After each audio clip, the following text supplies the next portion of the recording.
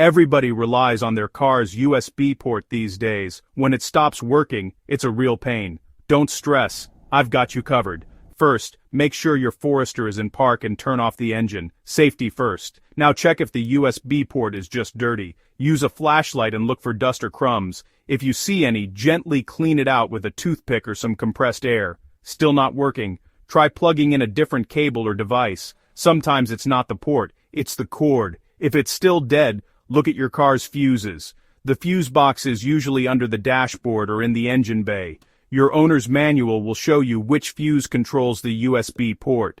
Pull it out and check if it's blown. If it is, replace it with a new one of the same type. After swapping the fuse, restart your car and test the USB port again. 9 times out of 10, it's fixed.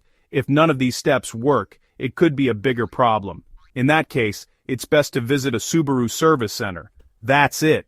Quick, easy, and you probably saved yourself a trip to the shop. For more simple car fixes, hit that subscribe button.